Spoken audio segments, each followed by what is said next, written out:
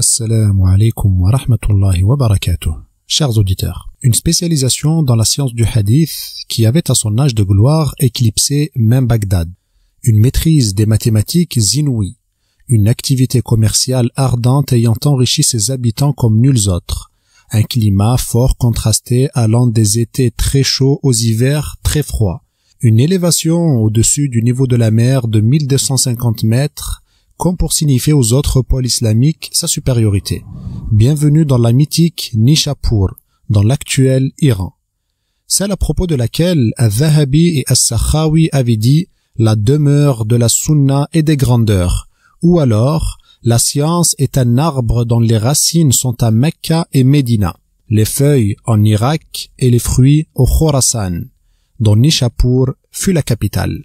Nous sommes 10 ans après la naissance de l'imam al-Bukhari, soit l'an 204 de l'Hégire ou 819 en grégorien. Un couple baignant dans la richesse scientifique et commerciale s'apprête à offrir au monde un fleuve nourricier qui pourvoit encore aujourd'hui aux besoins de tous les assoiffés de sciences religieuses. Il s'appelle Abul Hussein Muslim ibn al-Hajjaj ibn Muslim, l'homme à l'origine du troisième livre le plus authentique après le noble Coran et l'authentique de Bukhari, l'authentique de Muslim, que beaucoup de savants, notamment du Maghreb, placent au-dessus de celui de son maître, car oui, Muslim est l'élève de Bukhari. Son père était un commerçant au succès retentissant. Il était richissime, mais sa place en tant qu'homme de science religieuse n'était pas en reste. Bien que les sources historiques soient avares à propos de la vie privée de Muslim et de son enfance en particulier, le plus essentiel nous est parvenu. Son père l'avait inscrit dans ce qui se nommait le Kutab, les écoles de cette époque. On y apprenait aux enfants le Coran par cœur, la langue arabe, les bases des mathématiques et bien sûr l'art de l'écriture. Il apparaît aussi qu'à l'image d'Abu Hanifa, il avait appris à son fils Muslim le commerce dans lequel il excellera par ailleurs. Comme un embryon, il fut baigné dans un environnement semblable à une matrice des plus propices à son développement intellectuel, si bien que très tôt, il apprit l'entièreté du Coran et développa un intérêt pour le hadith. À l'âge de 12 ans, il se mit à fréquenter le muhaddith de Nishapur, Yahya ibn Yahya at-Tamimi. Dès ses débuts, il fit preuve d'une exigence toute particulière concernant les chaînes de transmission ainsi que les hommes et femmes qui les composent. Qui étaient-ils? Où vivaient-ils? Comment gagnaient-ils leur vie? Qu'en est-il de leurs pratiques religieuses et de leurs croyances? À leur décès, comment se sont déroulées leurs funérailles? Son recueil sera d'ailleurs réputé pour sa minutie parfois supérieure à celui de Bukhari comme nous le verrons. N'oublions pas, chers auditeurs, que l'on traite ici d'un adolescent de 12 ans. Son appétit de connaissance en allait grandissant et après un apprentissage de 2 ans auprès de son premier professeur, il fut contaminé par ce virus dont on aurait grand besoin de nos jours et qui contaminait la majeure partie des savants d'autrefois de manière plus ou moins sévère. Le virus du voyage. Il entama son premier à l'âge de 14 ans alors qu'aucun poil n'avait encore poussé sur son visage. Sa première destination fut la Mecque pour y accomplir le pèlerinage d'une part et pour cueillir la science à ses racines d'une autre. Il y fréquenta le muhaddith al-Qurnubi. Et étant donné leur caractère sacré, les deux villes saintes voyaient les musulmans de tous les pôles affluer vers elles, du levant jusqu'au couchant. De ce fait, notre imam fréquenta beaucoup de personnes et donc beaucoup de mentalités, ce qui avait grandement développé son âme, lui donnant encore plus envie de voyage et de découverte. Ainsi, il voyagea en Irak, notamment à Bagdad, à Koufa et Basora, en Syrie, en Palestine, en Égypte et bien entendu le Khorasan, qui, pour rappel, est l'Iran actuel additionné de tous les pays en terminant stan, Pakistan, Afghanistan, Turkménistan, Tadjikistan et ainsi de suite. Concernant l'Irak, il y faisait d'ailleurs très régulièrement la navette avec Nishapur afin de mettre à jour ses connaissances. Ses professeurs furent nombreux. On en dénombre plus de 300 au total, notamment dans son recueil authentique, preuve encore de sa vastitude d'esprit. Parmi eux, les plus célèbres sont l'imam de la 4e école de jurisprudence, Ahmad ibn Hanbal, dont l'histoire est disponible sur cette chaîne pour les nouveaux qui ne le sauraient pas. Je vous invite d'ailleurs à aller la visionner afin de mieux comprendre certains éléments de cette biographie qui risquent de demeurer mystère autrement. Ici, chers auditeurs, et contrairement à mes habitudes, je vous demande de pousser vers le haut, de commenter et de partager cette vidéo. Vous y gagneriez en récompense en répandant la science utile et vous soutiendrez ce travail. L'algorithme de YouTube étant ce qu'il est, seules les vidéos disposant du soutien nécessaire sont mises en avant. Les chaînes crachant leur venin sur notre communauté et son passé illustre voient leurs membres très actifs, ceci dans le but de ternir notre passé illustre et donc notre présent. La vérité est plus à même d'être répandue et défendue. Alors, ne vous privez pas de la récompense et ne me privez pas de votre soutien dans ce noble projet dont j'espère d'Allah l'agrément. Ce projet, qui n'est encore qu'une jeune pousse, n'est pas le mien, mais le nôtre. Allah a dit: ceci est votre communauté unique et je suis votre Seigneur, alors adorez-moi. Aussi, n'oubliez pas de vous abonner et d'activer la cloche de notification pour être tenus informés des nouveautés. Cette parenthèse fermée, poursuivons. L'imam Muslim avait en plus de fréquenter l'imam Ahmed, fréquenté d'autres nombreux comme l'imam Ishaq ibn Rahouya, qui était lui-même le professeur de Bukhari, et Bukhari lui-même. À ce propos, la relation avec ce dernier était des plus sincères, des plus profondes. Il lui vouait le plus profond respect et c'est de lui qu'il apprendra le plus. Bien que leur rencontre ait été tardive, aux environs des 40 ans de notre imam. Leur rencontre donc a eu lieu en l'an 250 de l'Hégire, année dans laquelle l'imam al-Bukhari vint s'installer à Nishapur. À propos, le savant incontesté du hadith dans cette ville était Muhammad ibn Yahya ad-Duhli. Lors de la venue de l'imam al-Bukhari, les élèves de ce dernier se détournèrent de lui et prirent pour professeur ce dernier. Il convient aussi de noter, et nous en avons parlé dans l'histoire de l'imam Ahmed, que l'innovation disant que le Coran n'est pas la parole d'Allah mais sa créature battait son plein, mais ne trouva guère sa place à Nishapur. L'imam al-Bukhari en fut accusé comme nous l'avons dit et détaillé dans sa biographie, et je vous invite d'ailleurs à aller la visionner. Il en fut donc accusé notamment par ad-Duhli qui finit par dire: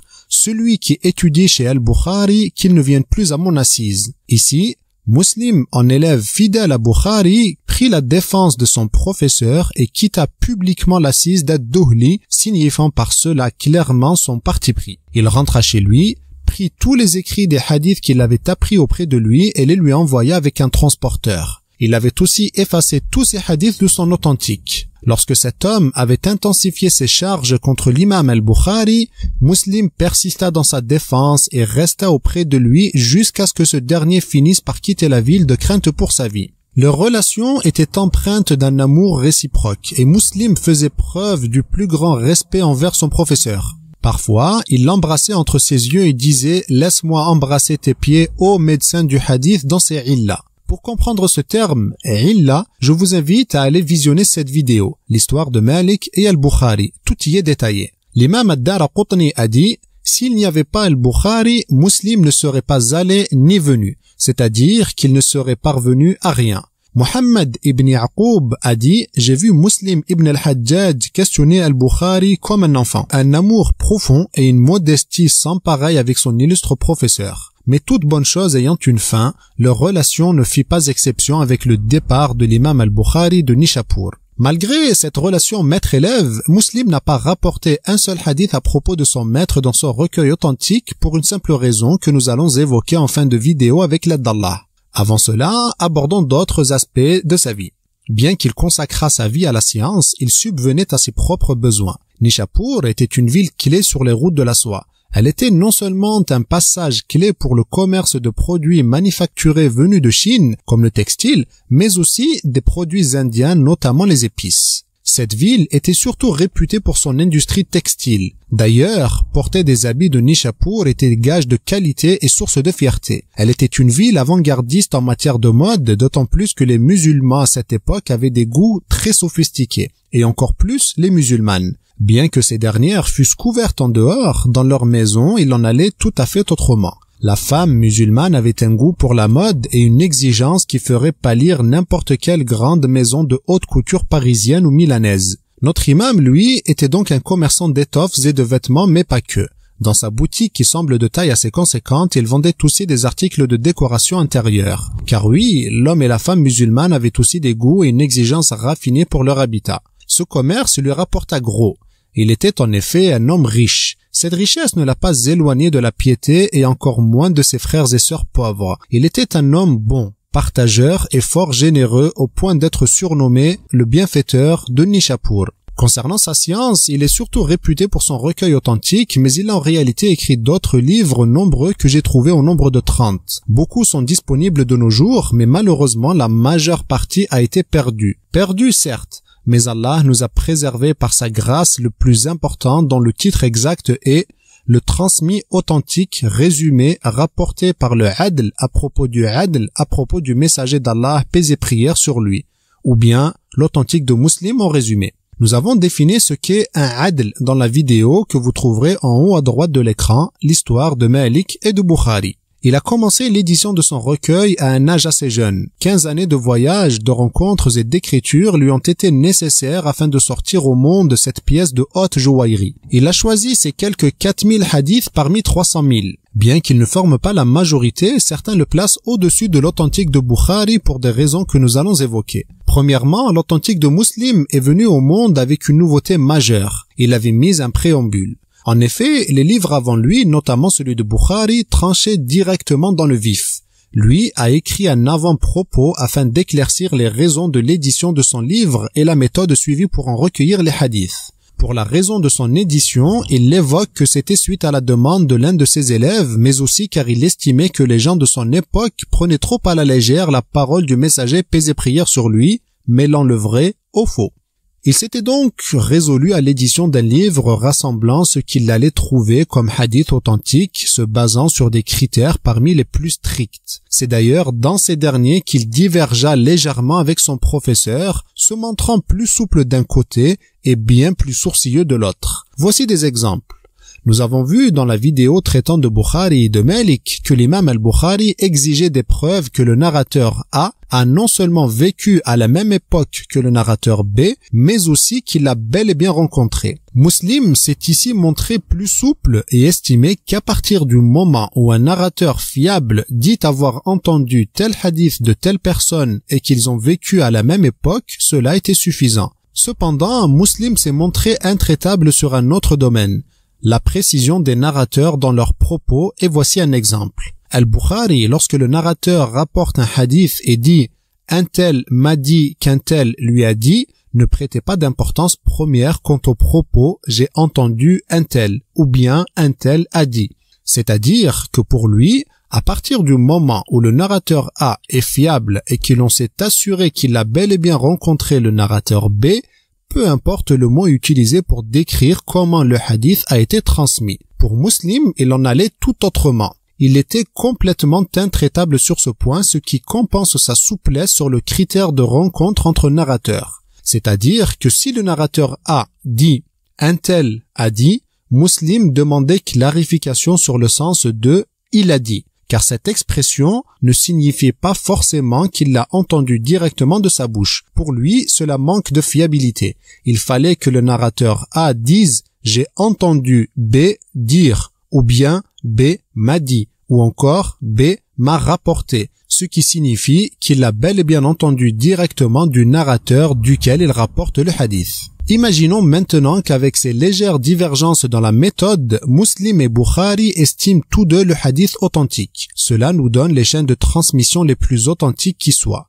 L'autre point sur lequel Muslim diverge de son maître est la manière dont il a organisé son livre. Le recueil de Bukhari a été organisé par ce dernier avec un penchant pour la jurisprudence. Il commentait et donnait son avis sur le jugement à tirer de tel ou tel hadith. Parfois, selon le jugement à tirer, il ne citait que la partie du hadith nécessaire au sujet du chapitre dont il est question et citait ensuite l'autre partie dans le chapitre où elle est nécessaire. Il répétait également souvent le même hadith selon le chapitre. Muslim, lui, a voulu organiser le sien de manière totalement vouée au hadith. Il ne cite aucun avis et ne commente que très peu, que lorsque cela est nécessaire. Al-Bukhari avait organisé son recueil comme suit. Un sujet principal qu'il appelait livre ou bien chapitre, si l'on veut traduire, comme le livre du début de la révélation. Ensuite, il mettait la sous-catégorie que l'on nomme en arabe bab, traduisible par porte, c'est-à-dire sous-chapitre si l'on préfère, comme sous-chapitre comment la révélation a commencé, ou encore le livre de la prière et ses sous-chapitres comme sous-chapitre comment la prière a été imposée, ou encore sous-chapitre l'obligation de prier habillé, et ainsi de suite. Cette organisation, en plus de ses commentaires, faisait que l'authentique de Bukhari revêtait une certaine difficulté pour le débutant. Muslim s'y est pris différemment et a penché vers plus de simplicité. Il a directement mis des chapitres comme chapitre l'obligation de ne rapporter qu'à propos de ceux dignes de confiance et délaisser les menteurs, ou encore chapitre la clarification de l'islam, de la foi et de la bienfaisance. En plus de cette organisation plus simple, Muslim ne faisait guère de commentaires à ces différents chapitres, ce qui rendit son œuvre bien plus accessible aux débutants.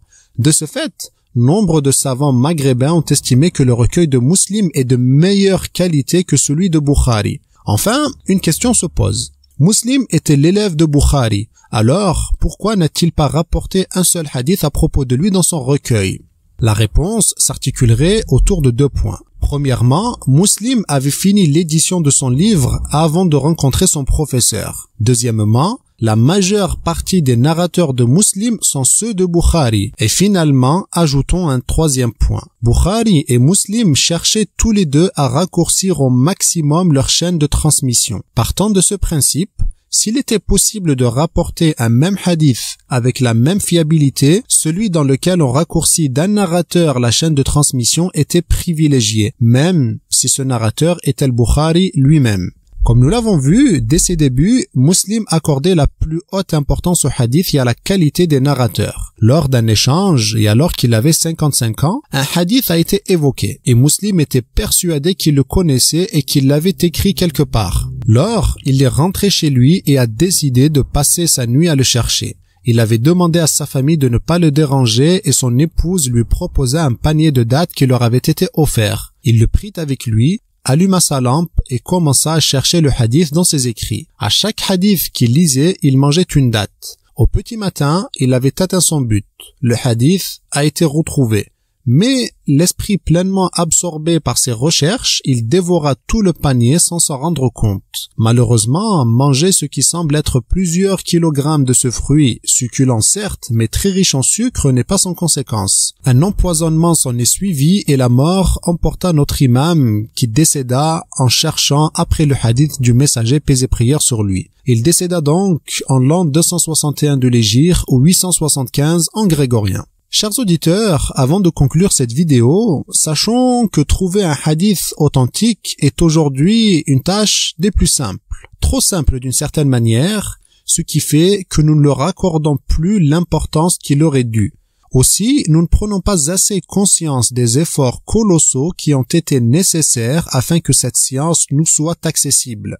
Des efforts et un flambeau transmis de génération en génération jusqu'à nous parvenir. Alors, accordons la déférence qui est due à ces hommes et femmes qu'Allah les baigne dans sa miséricorde. Le messager paix et prière sur lui a dit dans le hadith authentique rapporté par At-Tirmidhi, qui lui-même est un élève de Bukhari, « Bientôt, l'homme posé sur son canapé se verra rapporter la parole à mon propos, dira « Entre nous et vous, le livre d'Allah. Ce que nous y trouvons licite, nous le disons licite. Et ce que nous y trouvons illicite, nous le disons illicite. » Certes, ce que le messager d'Allah a interdit est comme ce qu'Allah a interdit. Fin de hadith. Le messager paix et prière sur lui ne parlant pas de son propre chef. Aujourd'hui, ces personnes se font nombreuses et se sont nommées coranistes qu'Allah nous préserve de l'égarement. Ainsi, qu'Allah fasse miséricorde à Muslim et à tous nos autres savants et qu'il fasse que nous leur soyons semblables, qu'il fasse dans son infinie miséricorde de nous faire demeurer avec eux dans son vaste paradis. Voici donc qui conclut notre vidéo du jour, chers auditeurs. D'ici à la prochaine, je vous laisse dans la protection d'Allah et vous dis Assalamu alaikum wa rahmatullahi wa barakatuh.